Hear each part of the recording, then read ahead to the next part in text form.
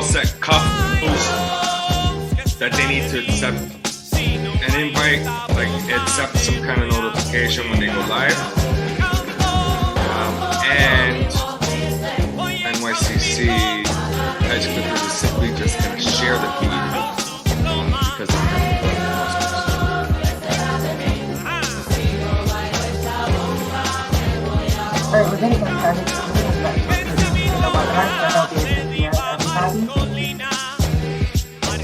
they have the Luis guy that we just booted off, that was Monica Palacios' team. They're just on, because I guess they're waiting. She's in a meeting, so they're gonna just let her know. So that the guy that we booted off is Monica Palacios. That's what.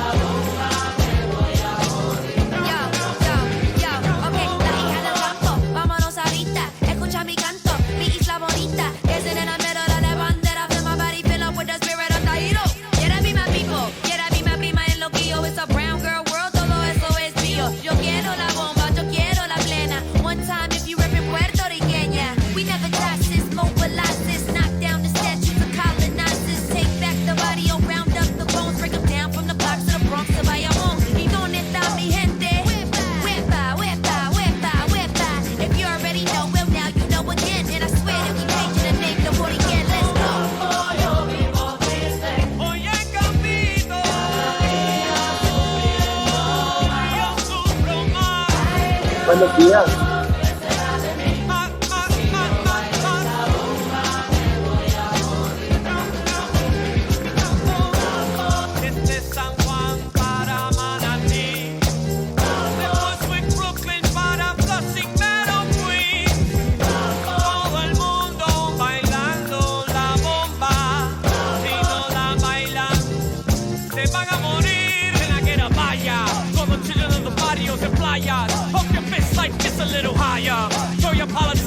On fire, fire, fire. Can I get a fire? For the children of the barrios and playas. Bump your fist like this a little higher.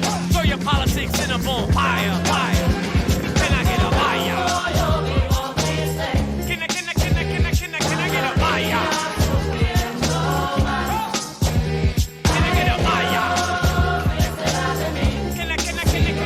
Can I get a fire? Fire, fire, fire, fire, fire, fire.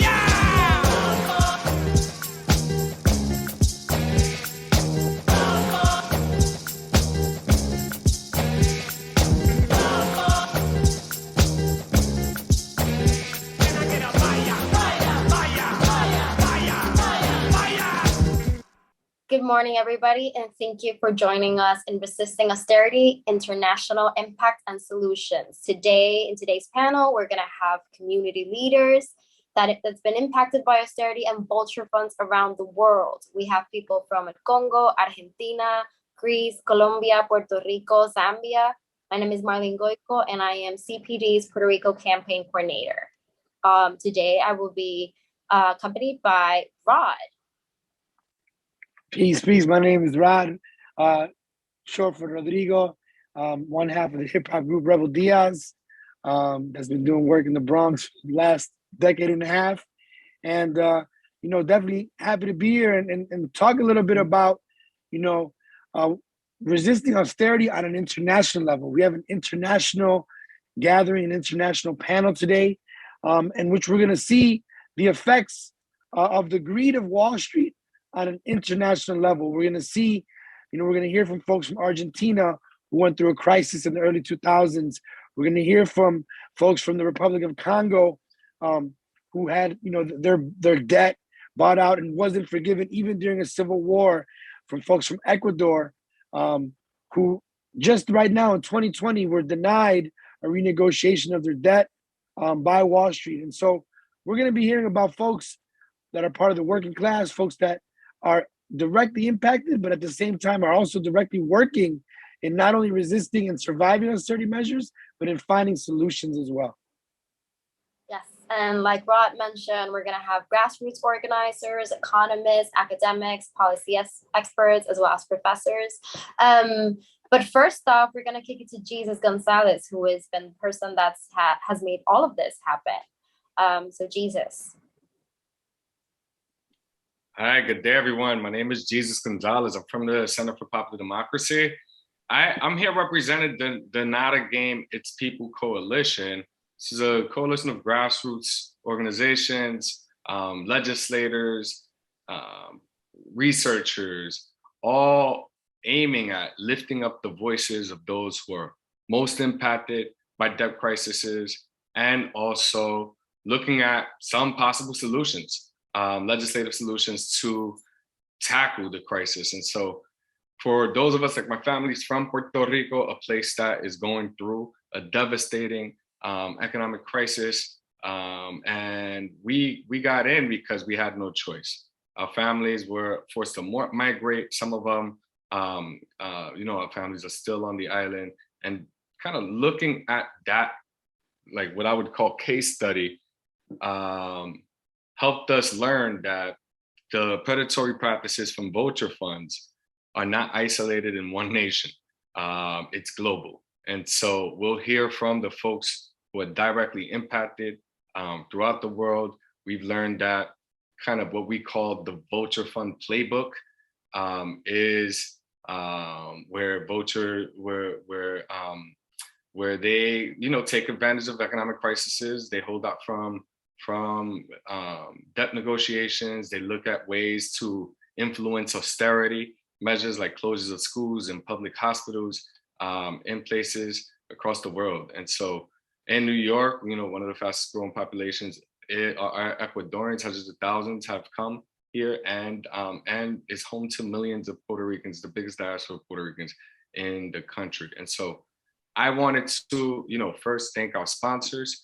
We have a beautiful list of sponsors who have come together. We have, folks from CPD Action, CUF, NYCC, Debt Justice UK, Latin Dad, Open Society Foundations, Construyamos, Otro Acuerdo, Hedge Clippers, Eurodad, Diaspora and Resistencia. Early last year from Germany, we have Boricuas Unidos en la Diaspora, Rebel Diaz, The Action Lab, Strong Economy for All, and counting. There's plenty more. Make the Road Connecticut, Make the Road PA. There's just a long list of co-sponsors. Really, thank you. We look forward to continuing to collaborate and building off of this. Like Jesus says, we'll have a great panel of experts and case studies around the world, and hopefully we'll find some solutions and common ground as to what we'd like to do to help with this problem throughout the world. We're gonna have a quick video from Not a Campaign, Not a Game, It's People. I don't know if Pat can give me a cue that it's already to be on screen. If so, then we can get right to the video. Not a game. These billionaires living in these high luxury towers, they're the ones driving our people and our island into a recession. Hedge fund companies are the ones that determine how the game is played, and the average person is hurting. It's not a fair playing field, okay? This is a scam. Vulture hedge funds, that's what it is. They look for a weak economy and they go in there and they buy the debt. No aceptamos el genocidio. Es solidaridad, no caridad. Viene el aftershock de ese huracán. Esto va pa' más. ¿Quién va a ayudar cuando falta agua y electricidad? Money that could be going into education, healthcare, and the recovery of the infrastructure in our island from the hurricanes. Instead, we're fattening up the pockets of these hedge fund billionaires on Wall Street. It's not right. They made the rules and they're playing by their rules. The only thing is It's not a game. It's people. Real people. Pa'lante, pa'lante, pa'lante, pa'lante, como un elefante. Maelo, no dejes que te tumbe, te plante, como Pedro y Pan. De astro.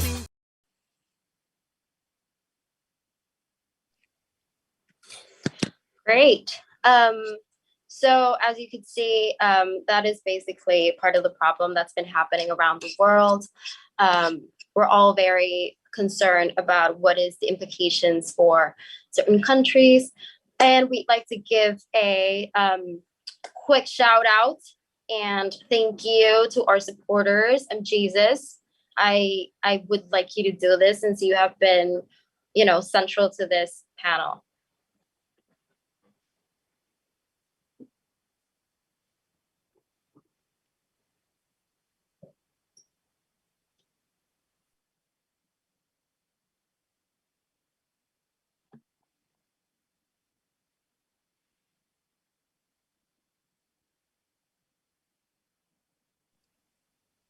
We're gonna move on from Jose to Maria.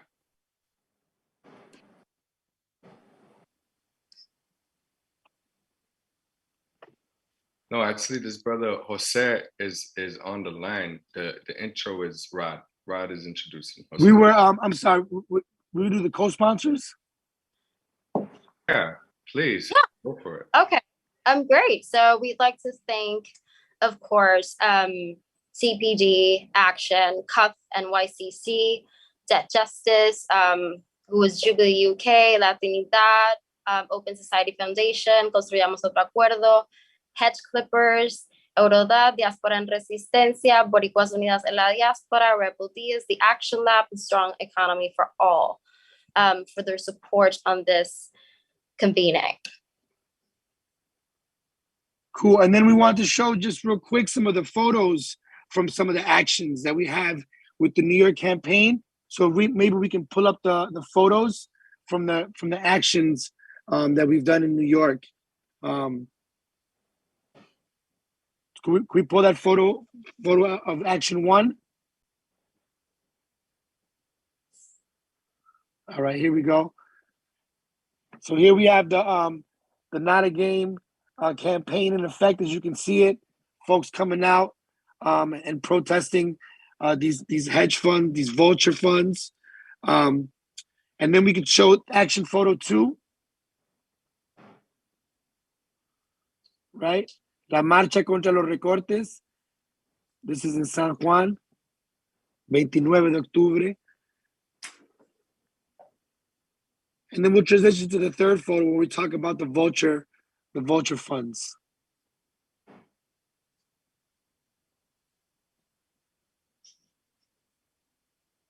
Okay, great. So what we'll do now is we want to introduce Sonia Palacios, who will give us a little bit of a breakdown of what's going on her end. Of course. Sonia Palacios is a speaker for Construyamos Otro Acuerdo in Puerto Rico. She has been central to the fight against vulture funds in Puerto Rico. And we would like for her to talk about what has been the impact of vulture funds, as well as how they dealt with.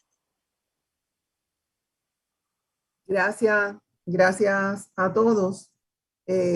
Antes de decir lo que nos ha pasado, tenemos que dar un poco de contexto histórico, ¿verdad?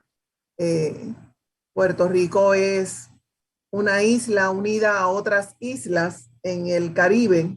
A veces sentimos que estamos en el medio de la nada, pero para entender el efecto de los fondos buitres y su comportamiento, buitres al fin es un comportamiento depredador, comen carroña.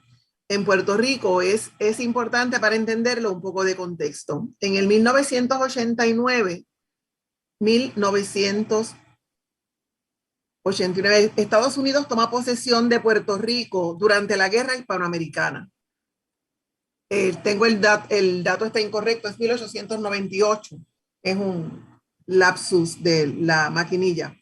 Durante la Guerra Hispanoamericana, y desde entonces hemos sido territorio de los Estados Unidos.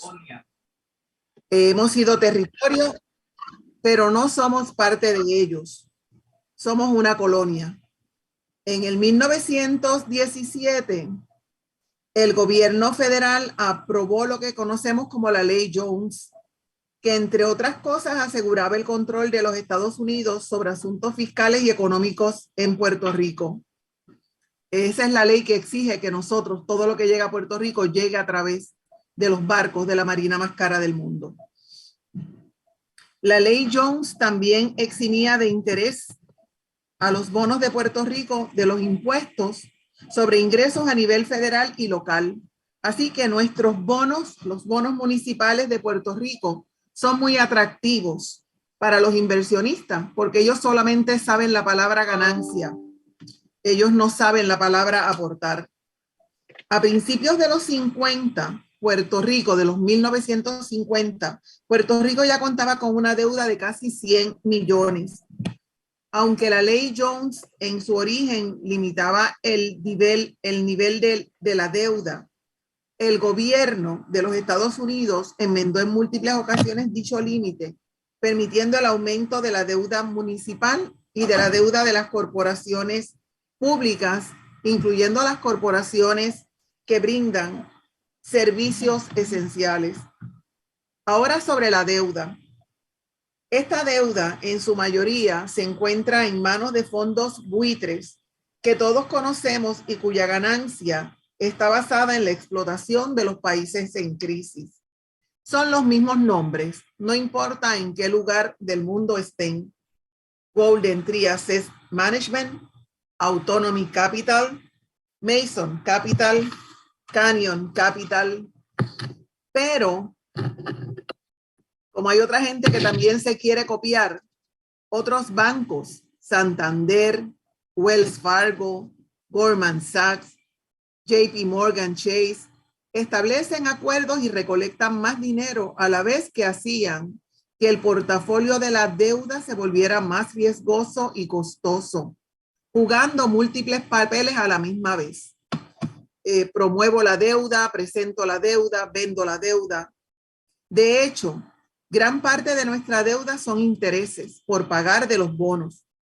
Actualmente, la deuda de Puerto Rico es de 70,000 millones y pertenece a una docena de entidades, incluyendo los diversos sistemas de retiro, gobierno central, judicatura, maestros, Universidad de Puerto Rico y la Autoridad de Energía Eléctrica.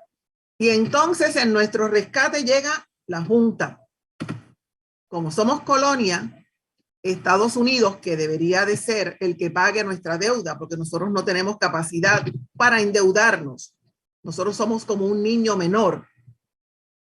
En vez de pagar por nuestra deuda, crean la ley promesa y llega la Junta.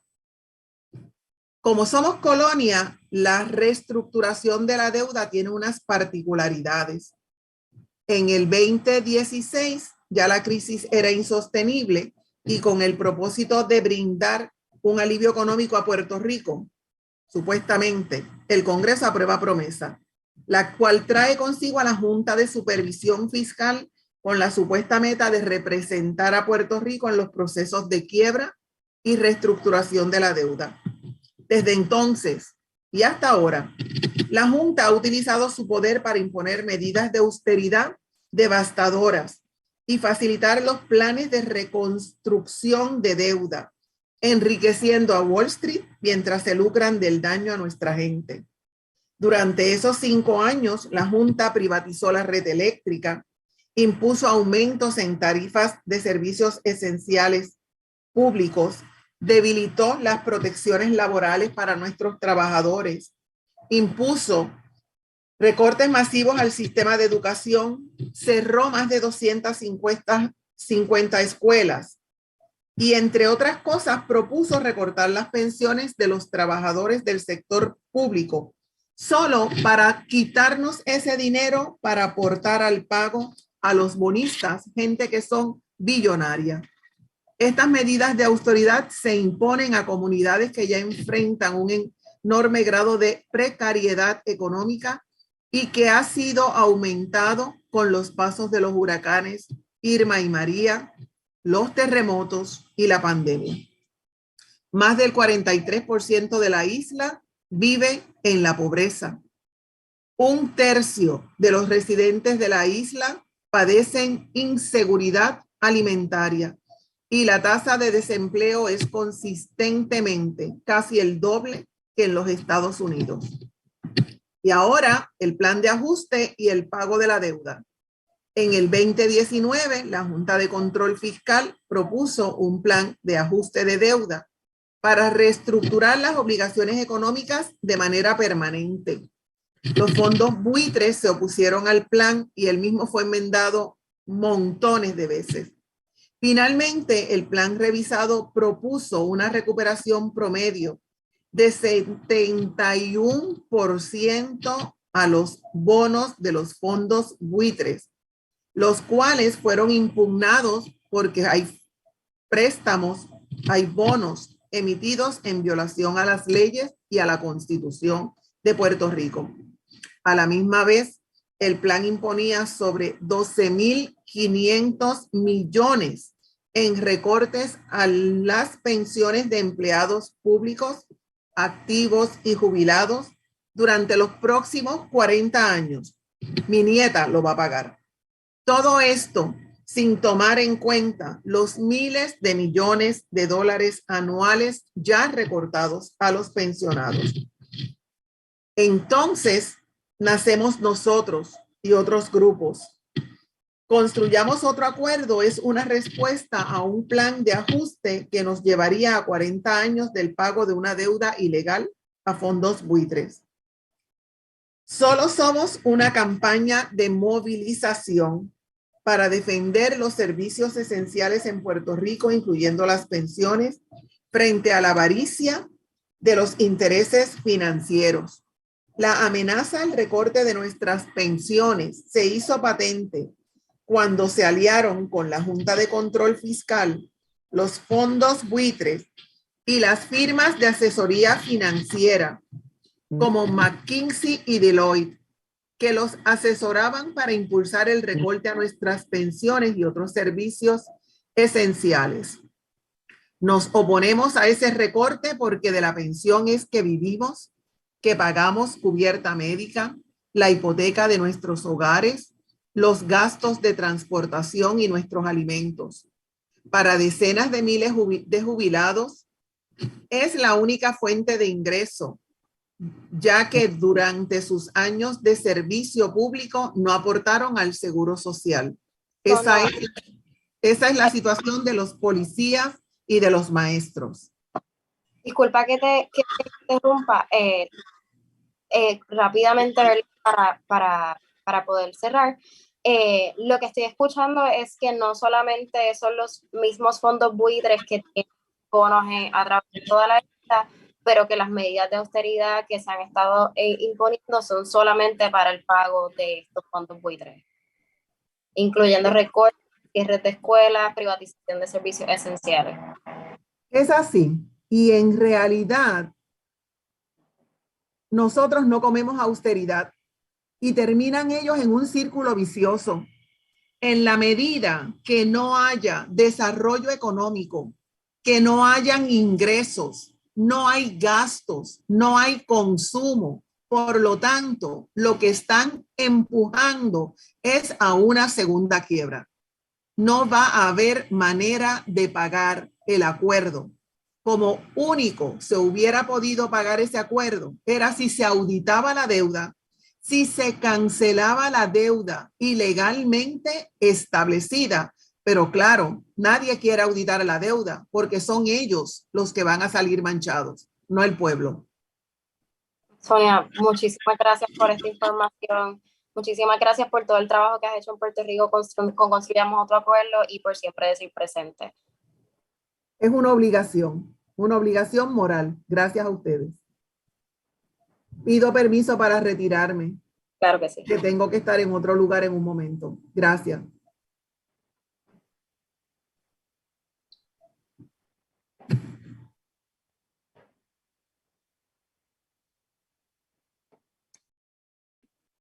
Right on mute. Sí, no, disculpe ya. Muchas gracias, Sonia, por compartir eso, por la forma que lo explica, que los buitres de verdad son son predadores y que eso es lo que estamos viviendo en el mundo, que esta gente son predadores. Moviéndonos un poco al sur de Latinoamérica, a los vecinos míos, que yo soy chileno, a los vecinos nuestros de Argentina, quería presentar a José Dun, que nos habla un poco de Argentina, que vivió esa crisis en los 2000 y que se sigue viviendo los impactos de las medidas de austeridad. José Dun viene representando un trabajo del sindicato de canillitas y la clase obrera, y también los que trabajan en los medios independientes. Entonces, bienvenido, muchas gracias por participar y compartir la historia de Argentina, pero si me puedes contar un poco de cómo han afectado las medidas de austeridad en Argentina y del trabajo que ustedes hacen para resistir y sobrevivir esas realidades. ¿Qué tal, compañeros? Buenos días por lo menos para los que estamos acá bien al sur en estos momentos. Me interesaría retomar desde la última idea que planteó Sonia en su intervención, ¿no? Que es que no hay manera de pagar esta deuda, ¿sí? No hay manera de pagar esta deuda, decía la compañera Sonia desde Puerto Rico.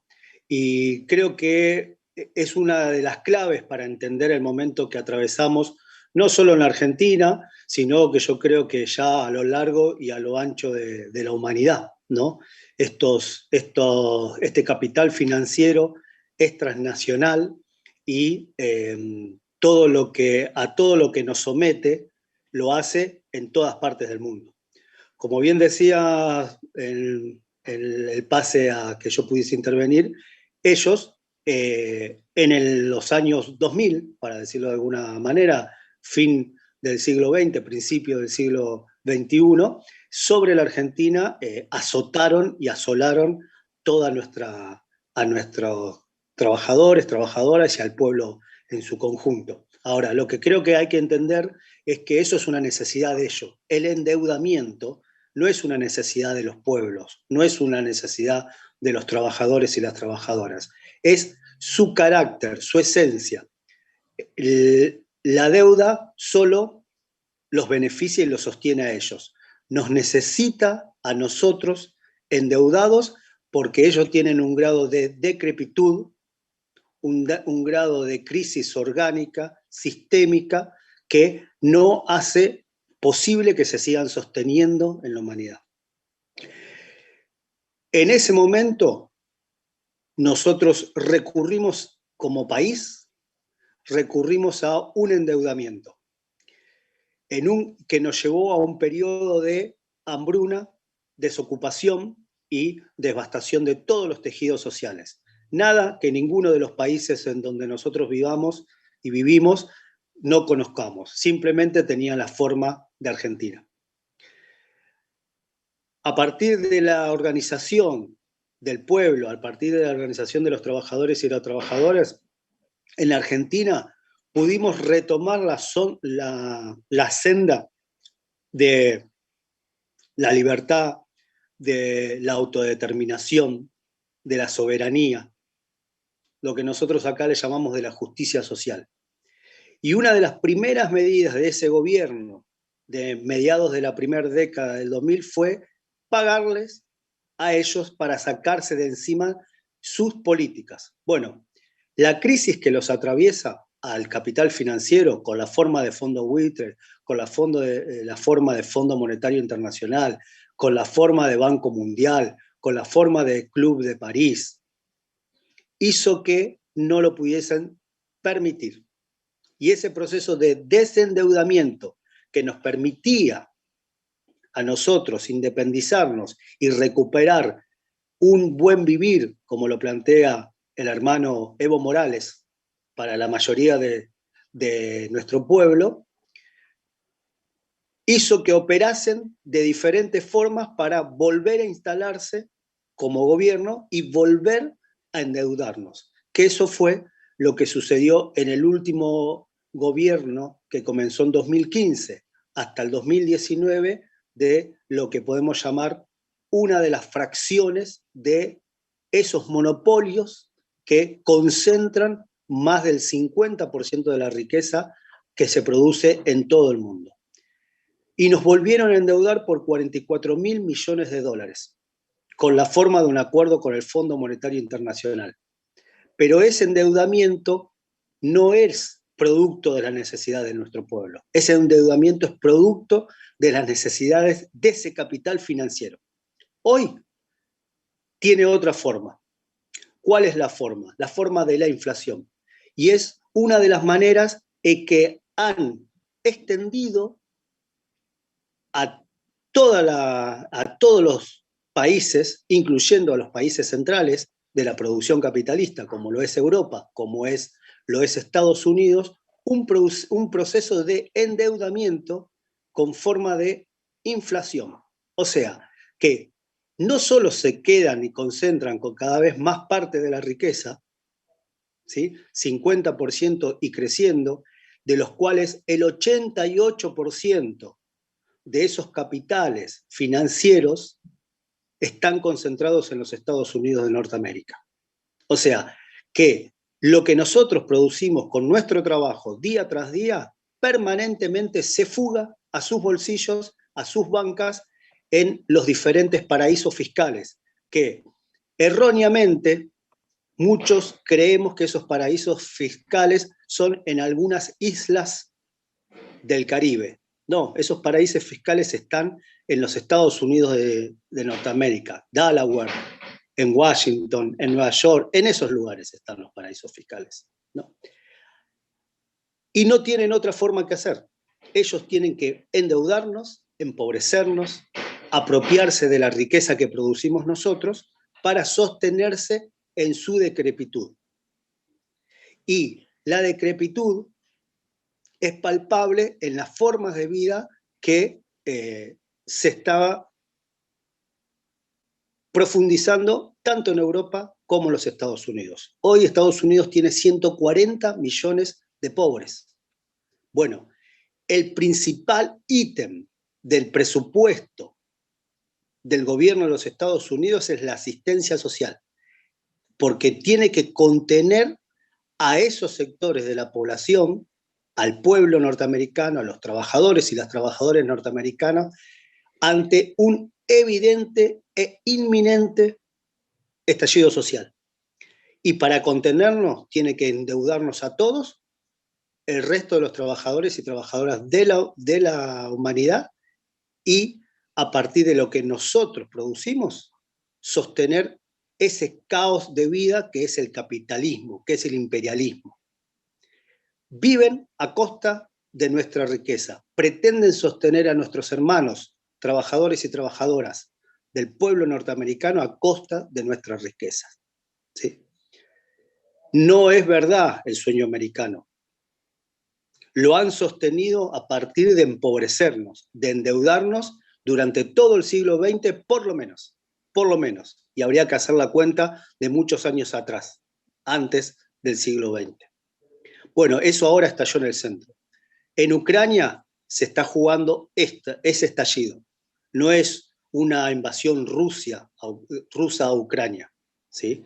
No es pretendidos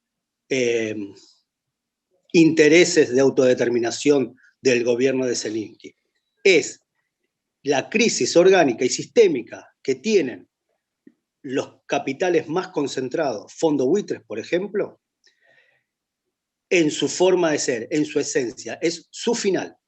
Y el endeudamiento y el empobrecimiento de los pueblos del mundo es su necesidad. No es verdad que nosotros como Argentina necesitábamos el mega canje, como le llamaron en el 2000, o el préstamo de 44.000 millones de dólares del Fondo Monetario en el 2018, para sostener un gobierno que defendía sus intereses. Son ellos los que necesitan de nosotros. Por lo tanto, tenemos que organizarnos como trabajadores, como trabajadoras, como clase obrera, en todo el mundo para entender esto y combatir esto. Combatir esto es organizar cada uno de los territorios donde estamos. Nuestros sindicatos, nuestros barrios, nuestras universidades, nuestros puestos de trabajo, nuestras fábricas, nuestros establecimientos laborales. Pero hay que entender profundidad. No, gracias, disculpa por interrumpir, pero no, cuando estaba hablando de hacer esa organización internacional, eso suena conmigo, porque para hacer este tipo de eventos es importante nosotros hacer esas conexiones de la clase trabajadora. Estamos claros que en Estados Unidos nos venden ese sueño y esa es la victoria grande del sistema, de venderle a los trabajadores la idea falsa que si ellos se quedan en línea, si no se sindicalizan, siguen las reglas, pueden subir la escalera social. Y estamos claros que eso no es una realidad para la clase trabajadora aquí en Estados Unidos, ni siquiera para cualquier parte del mundo. Entonces, gracias, José, por tu intervención y por participar y compartir un poco de lo que está pasando en el sur. Mi hermano de Sudamérica, te agradezco tus palabras participando aquí con nosotros temprano en la mañana. Te agradezco mucho la intervención que nos diste. Vamos a seguir para adelante para poder irnos un poco a escuchar a los compas del resto del mundo.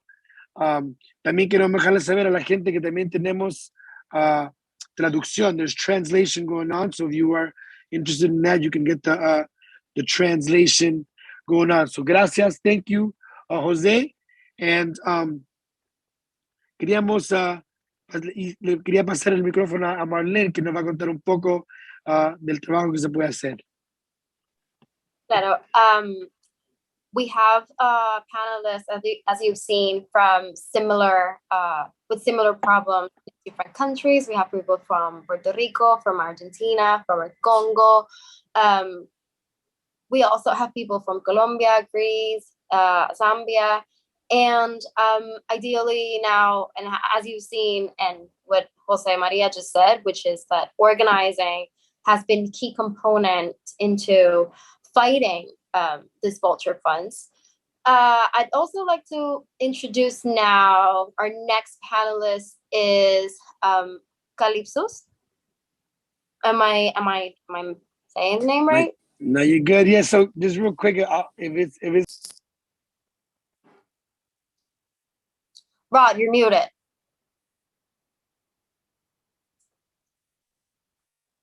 Mute. Yo no entro para la tecnología aquí.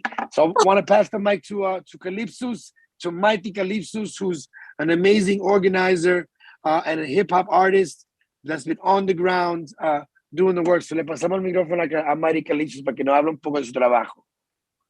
Paz a la familia, muchas gracias por el compartir, muchas gracias por la invitación. Ha sido bien bonito escuchar toda la lucha que se ha venido librando desde Norteamérica, el Caribe, y ahorita pues tocar Argentina y escuchar esa historia. En Colombia la historia no es muy distinta, como lo veníamos mencionando desde hace más de 2 siglos, incluso empieza pues como todo el endeudamiento de nosotros también de cara a estas potencias inglesas, y hoy en día continuamos pues como en ese proceso de endeudamiento. Nuestro trabajo, nuestra labor está muy enfocada en el arte, la forma en que resistimos contra esta austeridad que nos imponen aquí en el territorio colombiano es a través de las artes y los elementos de la cultura hip hop. Nosotros venimos trabajando hace 20 años, nuestra labor está enfocada en educar a niños y jóvenes, inicialmente con estas herramientas artísticas como lo son la pintura, para nosotros el graffiti, el baile, que en el hip hop es el breaking, el breakdance, el canto, que para nosotros en el hip hop es el rap, el MCing, y también la producción musical, que para nosotros pues es el DJ o la persona pues que se encarga de esta parte. Y el corte más importante y lo que nos caracteriza con nuestra organización se llama Quimbaya Uhuru, es que nos enfocamos en la pedagogía y la educación popular para los pueblos. Entonces, en medida que entregamos el arte a los niños y jóvenes, también les entregamos este contexto histórico de cómo están las dinámicas sociales y políticas de nuestro país, cuál es la verdadera historia de nuestros pueblos, que no nos la cuentan en los colegios, a pesar de que Colombia, y como nos pasa en muchos países, dicen ser laicos, lo único que nos educan es pues en toda esta filosofía y visión eurocéntrica del mundo.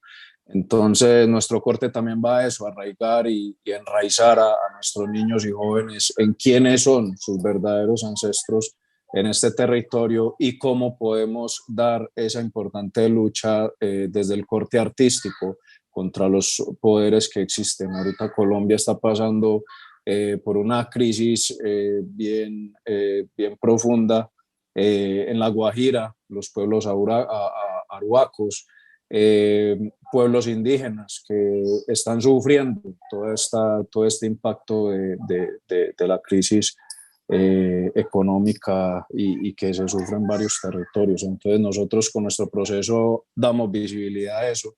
Y bueno, también ahorita estamos en este tema de elecciones, a saber quién va a ser la persona que va a continuar o va a detener esto que ha venido sucediendo a través de las décadas.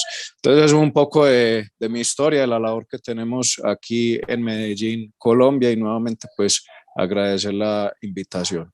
Paz. Calixto, Go ahead, Rob. apologize. Go ahead, man. You got it.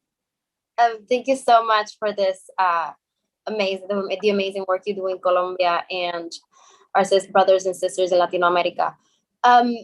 Now we're going to see a quick video before introducing our next guest. Our next guest is from Ecuador, Sonia Palacios. But before that, we're going to see a quick video, and then we're going to go back to Monica and talk about Ecuador's struggle. Vulture hedge funds have built their wealth. Y buenos días a todas y a todos. Unas disculpas por cuestiones de into unsurmountable debts. For nations like Puerto Rico, Venezuela, the Congo, and Greece, this has resulted in implementation of austerity measures like closing schools, shutting down hospitals, cutting down pensions, and ignoring the deteriorating infrastructure. Paz, me están escuchando, si pueden desmutear que no se escucha. Ahí está bien, ¿verdad? ¿Se me escucha ahí? Sí, dale, hermano, que estaba mostrando un video y ahí hizo la introducción de un video y después era hablar, pero dale ahora. Perfecto. Eso les decía, perdón. Buenos días, hablo Luis Fernando Molina, parte del equipo jurídico de la legisladora Palacios, que les mando un saludo, pero que por temas legislativos le fue imposible a última hora poder conectarse con ustedes. Pero sin embargo es importante poder compartir esta experiencia y sobre todo intercambiar esas experiencias a nivel de América Latina, de América Central, del Caribe, sobre todo en un tema que es fundamental, ¿no? Y significa estos temas de geopolítica económica. Creo que el Ecuador a partir del año 2008, para sintetizar, dio algunos pasos importantes en lo que significa la recuperación de la soberanía internacional y de la soberanía económica y hacia la integración regional. Nosotros, al igual que la mayor parte de países de América Latina, hemos sido consecuencia de graves crisis económicas, la mayor en 1999, que trajo como consecuencia un proceso de dolarización en el Ecuador como parte del Estado neoliberal. Y básicamente frente a esas situaciones, la resistencia o todo se tradujo a través de un proceso que lo enarboló la Revolución Ciudadana en relación a la expedición de una nueva constitución en el año 2008 que trajo consigo unos 4 hitos que para mí son fundamentales. El primero, que tiene que ver con la renegociación de la deuda externa, es decir, un proceso con veeduría internacional de demostrar cuál es la deuda externa legítima o ilegítima para establecer un pago únicamente respecto de la deuda legítima. Eso es fundamental para nosotros. La segunda, la renegociación de los contratos petroleros, porque la mayor parte de contratos petroleros dejaban ganancias extraordinarias a las multinacionales, daños medioambientales en detrimento de los intereses del Ecuador. El tercero, la salida de IADI y la denuncia de los tratados bilaterales de inversiones. Y evidentemente un cuarto, que es la lucha contra los paraísos fiscales, que fue la base de lo que significa la recuperación de la soberanía económica del Ecuador. Este modelo o estos 4 ejes bajo los cuales se sustentó un proceso de recuperación de la soberanía económica trajo como consecuencia precisamente una mayor posibilidad de inversión social, de la generación de un estado de bienestar que se fue dando a lo largo de los últimos, te diría, de los últimos 10 años, durante 10 años que estuvo este gobierno desde el progresismo. Lamentablemente, a partir de los últimos 4 o 5 años ha venido un proceso de recomposición del Estado neoliberal, caracterizado fundamentalmente por la privatización de los servicios públicos, de los servicios eléctricos, la privatización del sector hidrocarburífero, básicamente volver a las recetas neoliberales del Fondo Monetario Internacional y evidentemente lo que significa el regreso de la precarización laboral, disminución de derechos laborales, recortes presupuestarios, orientación de la mayor parte del presupuesto general del Estado hacia el pago de la deuda externa. Nuevamente nos han embolatado, al igual que en Argentina, en el tema de los famosos bonos buitre, pero quisiera un poco finalizar esta síntesis, quizás en el corto tiempo que nos han dado, es recalcar básicamente la contradicción que tenemos en este momento en el mundo, porque básicamente mientras las Naciones Unidas en el tema post-pandemia, México como parte del Consejo de Seguridad de las Naciones Unidas ha planteado la necesidad de que pueda el Fondo Monetario Internacional tener un capital que permita salir de la crisis a los estados. Sin estas recetas, lo que se plantea es lo contrario.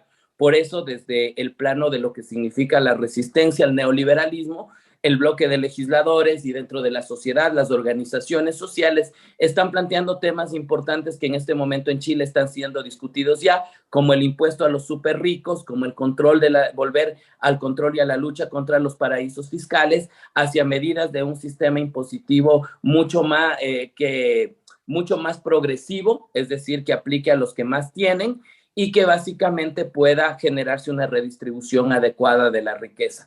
En el marco de todo eso, el retroceso en América Latina, lo vemos en casos como Lula, en casos como Cristina en Argentina, se ha dado básicamente en una recomposición del neoliberalismo, no solo desde el plano económico, sino también desde el plano judicial, es decir, una judicialización de las organizaciones sociales, de los movimientos progresistas que han planteado un proceso de resistencia. Y creo que eso marca una nueva forma, una nueva visión para pensar en una recomposición de los márgenes de integración regional que se tuvo entre 2010 y 2013, básicamente entre América Latina y el Caribe, a través de lo que tiene que ver con CELAC, a través de lo que significó UNASUR, entendiendo que la disputa, y con esto concluyo, que la disputa no es meramente una resistencia económica, sino es una resistencia geopolítica. Quizás el proceso de lawfare en América Latina tuvo más fuerza o la judicialización fue mucho más fuerte porque en procesos como los de UNASUR no se llegó solo a una integración económica, sino ya se avanzaba hacia una integración geopolítica que planteaba tener en mecanismos de seguridad, de manejo de lo que significa seguridad regional, y eso era hacerle frente a la CIA, al FBI y a todo lo que significaban los mecanismos de neocolonialismo. Entonces, quizás por eso es que precisamente en América Latina, en Sudamérica, el proceso de persecución hacia el progresismo o de proscripción al progresismo ha sido mucho más fuerte, porque este proceso progresista en un primer momento, 2000-2012, quizás tuvo los mejores resultados y eso finalmente trató de recomponer o le afectó a la posición geopolítica de los Estados Unidos. Eso brevemente. Muchas gracias. No, gracias por esa intervención, compañero. Súper importante hablar de eso, de la conexión, no solo económica, pero también política, porque estamos claros que cuando se habla de implementar las condiciones, lo que vaya a beneficiar a Wall Street, van a hacer los políticos del imperialismo todo lo que pueden para que esa gente siga ganando dinero. Así que funciona. Entonces, gracias por esa importante conexión, compa, y por representar a Ecuador y darnos un poco de la historia de lo que está pasando allá. Y un saludo a la legisladora que no pudo estar con nosotros hoy día, Mónica, pero que te mandó en representación. Agradecemos ese esfuerzo igual. Entonces, gracias por darnos esa intervención. We're going to keep moving, and as we thank the brother from Ecuador, Luis, for representing, we definitely want to move on and maybe get a little bit of background from some of the academic, side of the world. And so what we want to do is introduce the professors, Barry Herman and Stephen Schwartz, who will be giving us a little bit of information on that. And so I guess we'll bring up Barry first to come share. Oh, there we have them both on screen. Perfect. Okay, thank you. Let me just first say, I think this effort is quite remarkable, and I'm hoping that I'm hoping this all works out very well, and that people hear it, because there's a lot here that's important that's being said. But let me just be a bit concrete. We're dealing with bankruptcies of governments.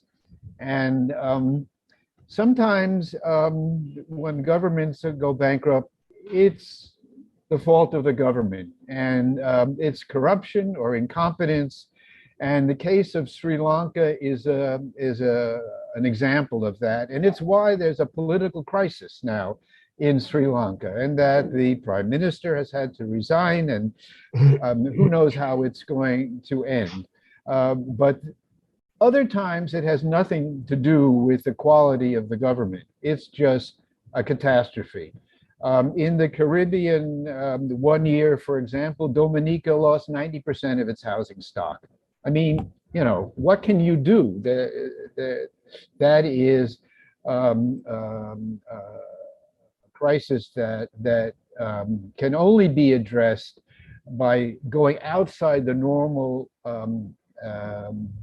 relationships of the government to its people and to its creditors. So, but it doesn't matter. When the government cannot make its payments, it is bankrupt.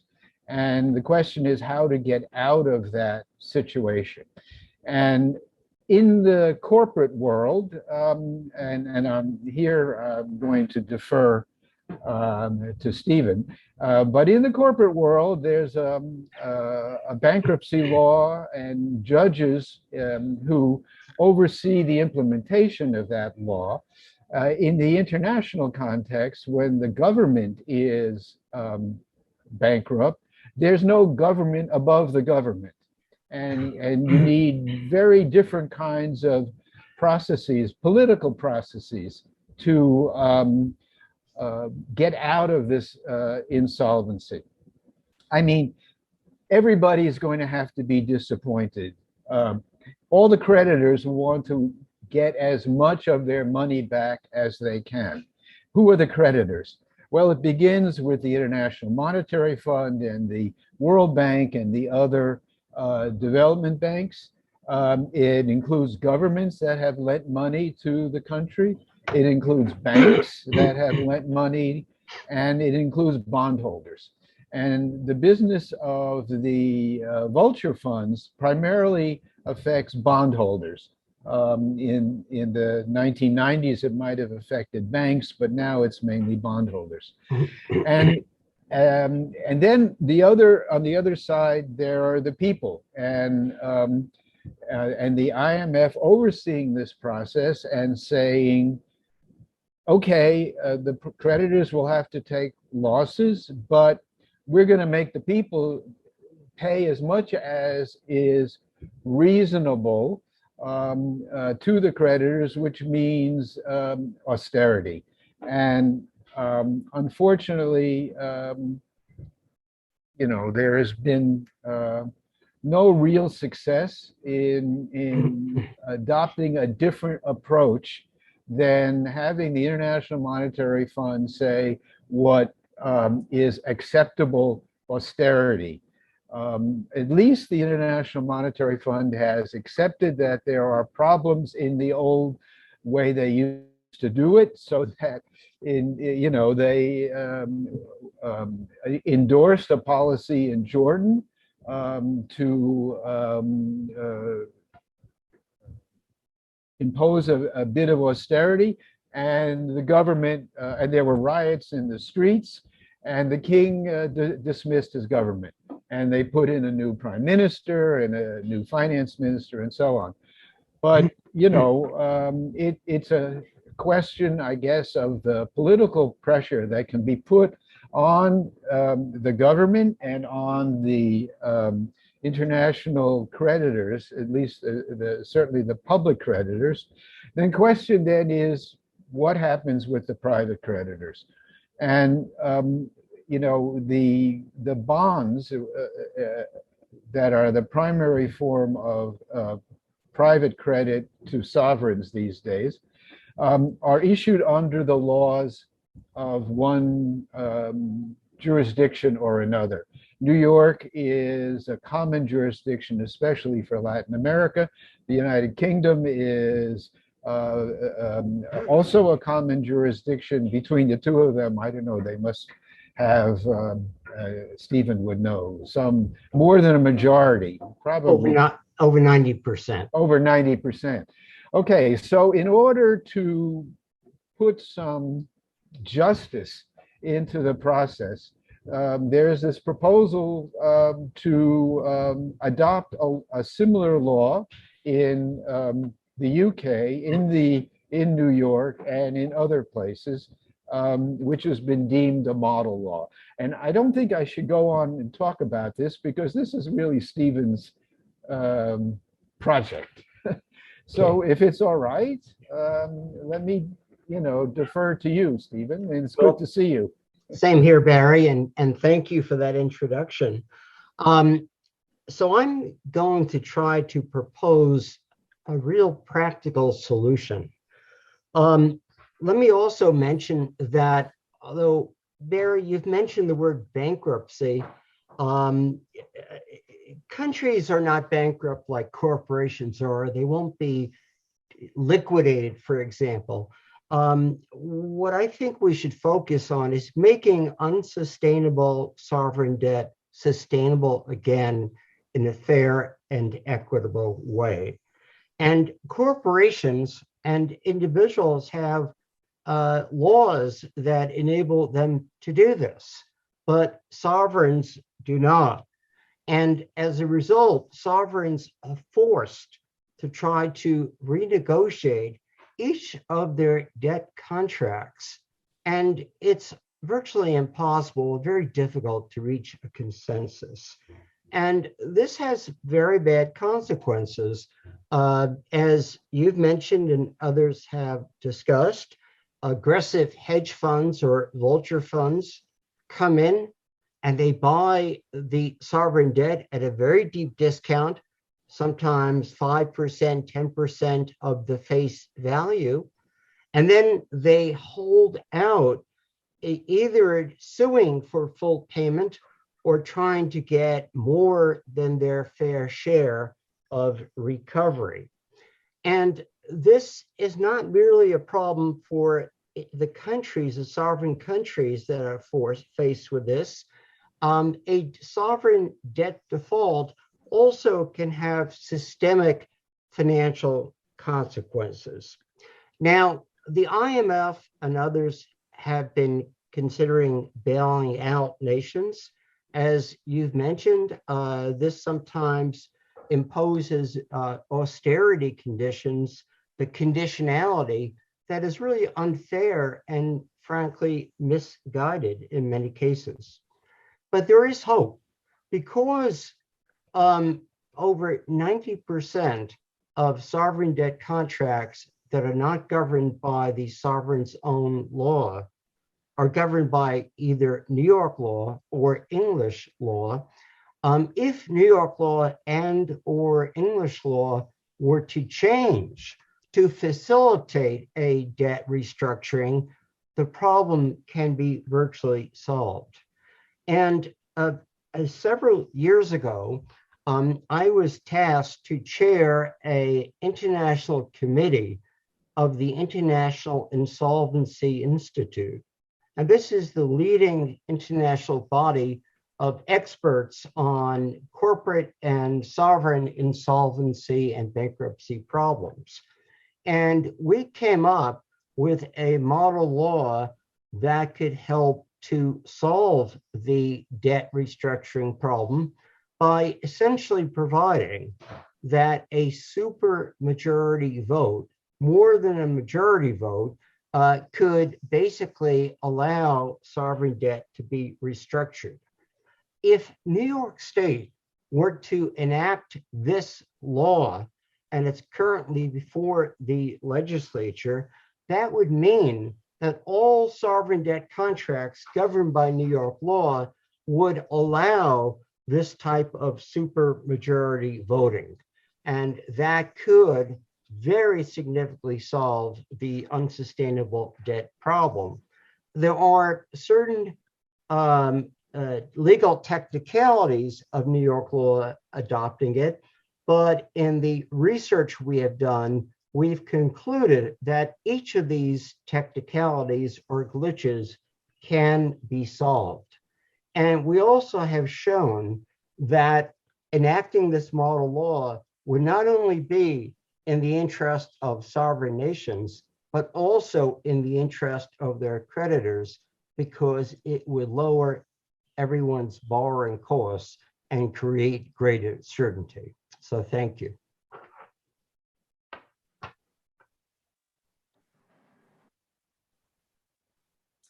Thank you so much, Professor Schwartz and Professor Herman. Now we're going to go to Alicia Nascimento from NYCC, who will be talking about New York's legislative efforts and who will be connecting what the professors have just said to what is the current work that we're trying to do in New York. Thank you so much, Marilyn. And thank you, Professor Schwartz and Professor Herman. I know, Barry, you just retired from the new school, but I will still call you Professor Herman. I am the Senior Director of Policy and Research at New York Communities for Change. And we are an organization that advances social and economic justice in New York State. We are community-based, meaning we have about 20,000 members, mostly in the city, but also across the state.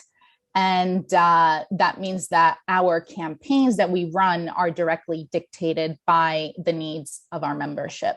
So that is how we became involved in efforts around Puerto Rico around 2016 as Puerto Rico defaulted on its debt. So far through our work with the Hedge Clippers Coalition, which is a national campaign that uses hard-hitting research, communications, and direct action, to unveil the secretive and predatory nature of what hedge funds do and how that impacts our communities. We've kind of launched this effort called Not a Game, It's People. And that is what directly led us to the model law, which Professor Schwartz very, very clearly described. And we realized, just as he did a long time ago, that why shouldn't a country have the same rights as a corporation or an individual or a municipality when it falls into dire straits? So far, we've spoken with over 24 experts from around the world, many of whom Professor Schwartz has already consulted with throughout this process, others that we found through our own research. We've also spoken with international financial institutions, naturally, folks in the World Bank and the IMF, who are integral within the sovereign debt restructuring world, and public figures, economists like Barry as well. And this is because of the nature of what we're doing. And I should say it's unprecedented, right? Organizations like NYCC and CUF and CPD, we're used to dealing more with either city, state, or sometimes even federal campaigns. But this is very unique because while it's a state campaign, right, we're trying to pass legislation in New York, it also has a very strong federal component because we are dealing with other countries and US allies. So we're also speaking with the US Treasury, and it has an international component. And as you saw with the many speakers here, changing New York law would directly impact countries around the world. So it's kind of unprecedented, I think, what we're doing today in bringing all of these international partners in an attempt to pass a state legislation. And so far, we've been very successful in the legislature.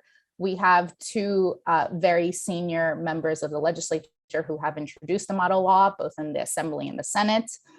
We've had multiple lobby meetings with many members of the legislature, all of whom are very surprised and excited when they hear about the power that we have in New York to directly impact these, what goes on around the world and attempt to put an end to predatory behavior that impacts a number of folks in the diaspora, not only from Puerto Rico, but also from Ecuador and from Colombia. And New York is a melting pot, and a number of our members are also from the islands and not just Puerto Rico. So in this effort, we've introduced a model law. We are also introducing champerty soon, which is an old English doctrine that basically would cut right at the business model of these hedge funds, which says that you can't buy securities just for the purpose of litigating. So we're attempting to bring back the law to what it used to be before billionaire Paul Singer, who I think we're all familiar with on this call and we've talked about, changed it in 2004 to allow him to basically buy debt for billions of dollars and just for the purpose of suing. And so that's part of our comprehensive legislative package that we're pushing forward. There are also some tax-related bills that are designed to close loopholes and how hedge funds are taxed. That will also cut at their business model.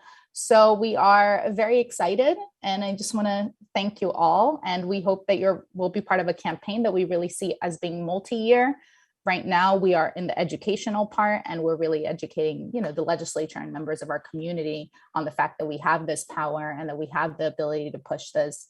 But it won't be done without significant pressure and without significant people power, which means that we need everybody on this call with us and helping even from far away, whether it's through, Twitter and social media, or even doing community murals, which if you're in New York, we're going to be doing that, I believe, tomorrow.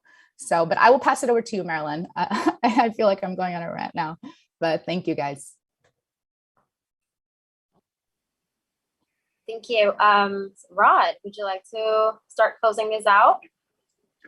Well, yeah, I just want to remind people that, we're trying to make a difference here in New York. And that means, that you can get involved and support this important, legislation that's going to definitely impact people all over the world. The fact that New York law, New York courts govern the ability for, countries' debt to be bought out and then get sued in New York courts, I think is crazy. And that just shows that here in New York, there's a lot of, influence that as people that live in the state of New York can take, and that the impacts of this are worldwide. And so we want to definitely, push that before we leave and let people know that this is an international thing, and that at the root of it is greed. And there's too much greed going on. And I think that if just at a human perspective, we can think of the fact that greed is affecting people all over the world, then it's time for us as New Yorkers to step up. And so just want to send that message out, for sure. And please stay connected to the campaign.